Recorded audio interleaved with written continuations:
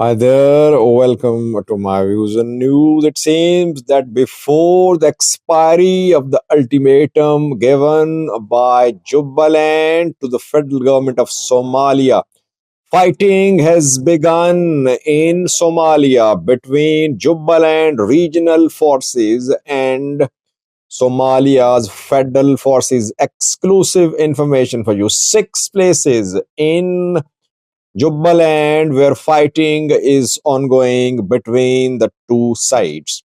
Secondly, Ahmad Mualim Faki, the foreign minister of Somalia, spoke yesterday about nexus between Jubaland and Ethiopia. What did he say? Fiki is very critical of Ethiopia. We know that he was specifically appointed to stop the implementation of Ethiopia's Somaliland MOU. From day one, he has been busy criticizing Ethiopia.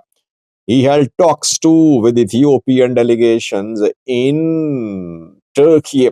What did he say about Ahmed Madobe, Jubaland regional president, yesterday? Let's start, viewers. So we know that it was the 29th of November, I think, when Jubaland gave 15-day ultimatum to federal forces to leave Ras Kamboni. 29th of December, around 13 days ago. We know that federal government of Somalia has deployed hundreds of Turkish-trained Gorgor fighters to Ras Kamboni. Ras Kamboni is an airport. It's an area situated around 300 kilometers away from Kismayo, Jubaland regional capital, where Ahmed Madobe, the president, is based. Madobe got himself elected for another third consecutive term through a controversial indirect election around 2 weeks ago.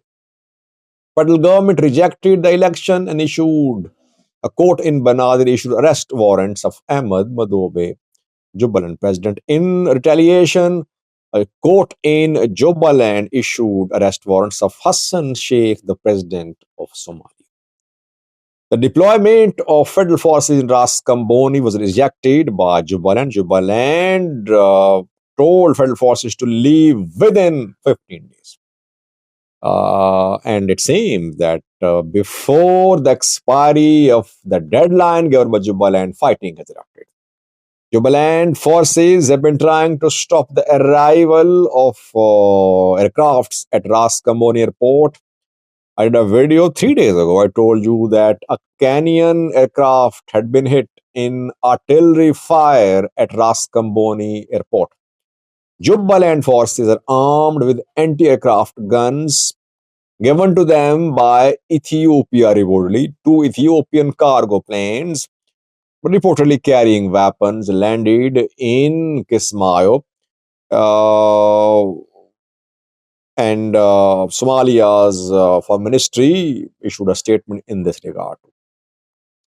Now, it seems that in 6 places around Ras Kamboni, fighting began this morning. This morning, we have been receiving reports about fighting in the last few days too, but reports were largely unconfirmed. Now, it is being confirmed by several sources that in at least 6 places, Jubaland regional forces and federal forces are involved in a fight.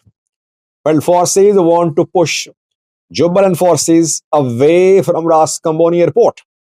Ras Kamboni is the supply line, because if the airport is taken back by Jubaland forces, federal forces will have no supply line. They'll have to operate through Kenya. Will Kenya be willing to allow its soil to be used by federal forces against Jubaland? That remains to be seen. Though Hamza Dibar visited Kenya, asked Kenyan leaders to support federal government in this fight against Jubaland regional government. And Kenya, in a way, indirectly supporting federal government by withdrawing its peacekeepers from Ras Kamboni.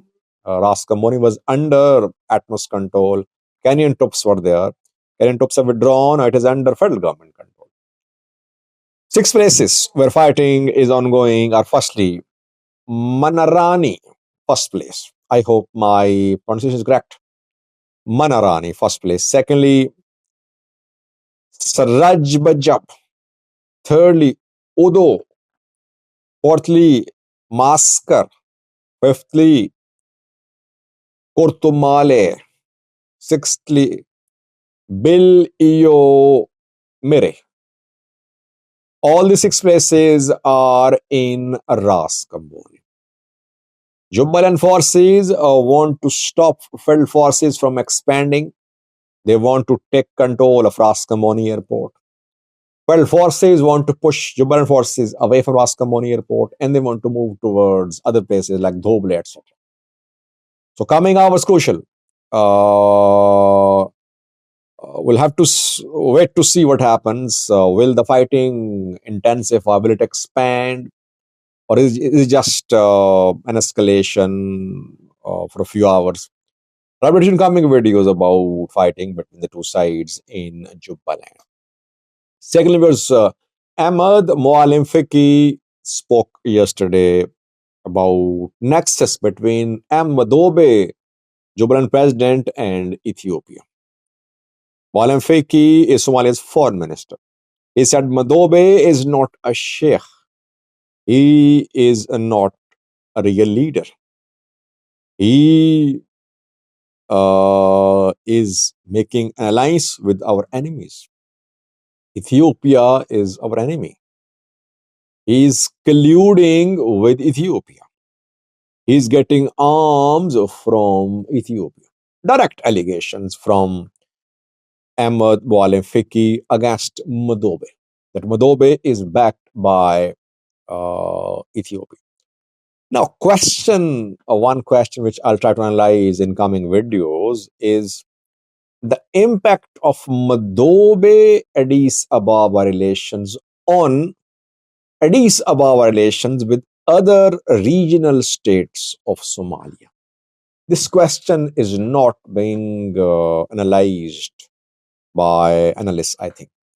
I think Ethiopian growing closeness with Madobe could lead to slight mistrust between Ethiopia and some other regional states of Somalia, which are pro Ethiopia, but they might reconsider the relations with Ethiopia. Fiki criticized Madobe for not allowing Hamza Abdi Bare to visit Ras Kamboni. Not Ras Kamboni, Kismayo. Before the election in Jubaland, controversial election, Bare wanted to visit Kismayo. I did a video, if you remember. I told you that Bare was not allowed to visit Kismayo. Now, Muallim Fiki's back then, no one confirmed that Hamza Abdi Bare wanted to visit Kismayo. No one from government side confirmed that, but we got the information and we told you that Bare wanted to visit Kismayo by air, but he was not given clearance to land at Kismayo airport. Then he considered the option of entering Jubaland by sea, but that option was discarded.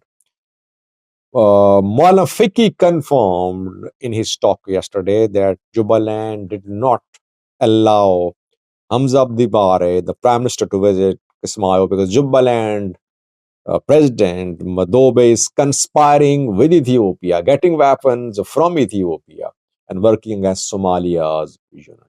Let's see what happens. Thank you for watching.